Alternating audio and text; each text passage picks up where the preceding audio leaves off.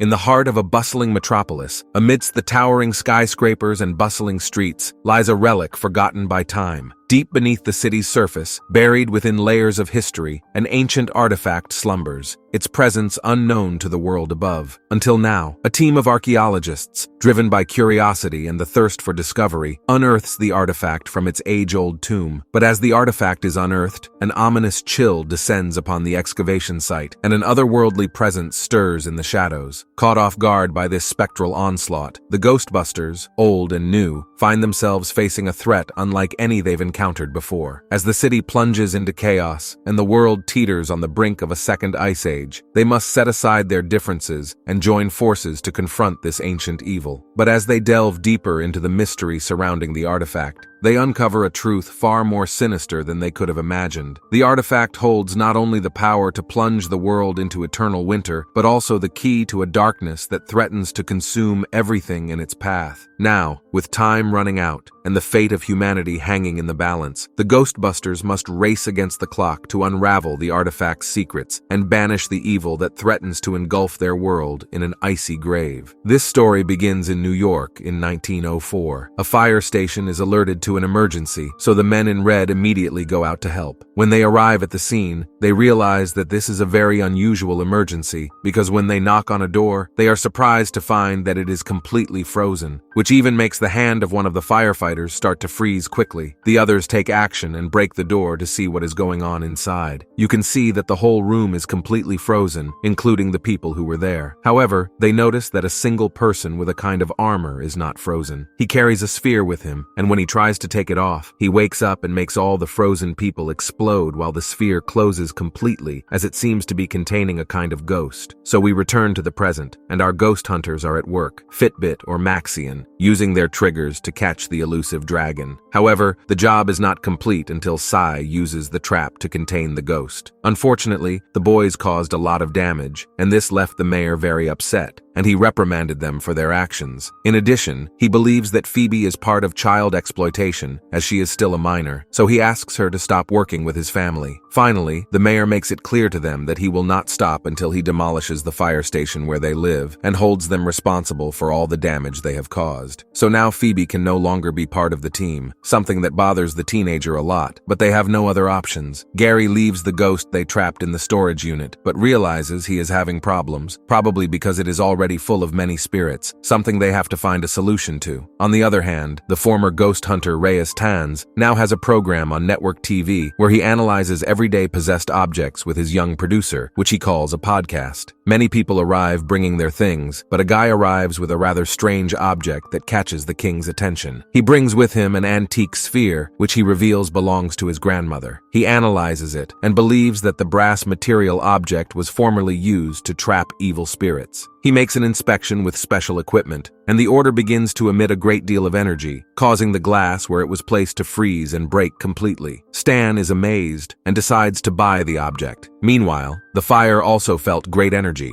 and created several cracks in the storage unit. So Gabriel asks Janine to find some kind of solution. The alarm sounds, and the Ghostbusters have a new emergency. Phoebe also wants to go, but her parents won't let her because she knows that until she turns 18, she can't be part of the team. This makes her very sad, as she can no longer do what she loves so much. The teenager decides to go for a walk in the park and play some chess to distract herself. However, she realizes that her chess pieces are starting to move on their own, and as she knows very well that she is dealing with a ghost, she decides to continue because she is not afraid of anything, even more so when the spirit appears before her a la Phantasma, thinks it's weird that Phoebe doesn't run, and thinks it's great that they can get along. A little game is played, and the ghost is victorious in all the moves. The spirit named Melody reveals to her that she died due to a fire in a building, and now that she is a ghost, she will be the same age all her life unless she finishes his unfinished business, which seems quite difficult. The next day at the station, a guy named Lars arrives to overhaul the storage unit. Also comes Winston, who reveals that after 40 years of accumulating phantoms in the unit, he is already running out of space. He confesses that the fire station is like a kind of plug to the other side, and that is why they must protect it. Winston also reveals that they have already created a new storage U,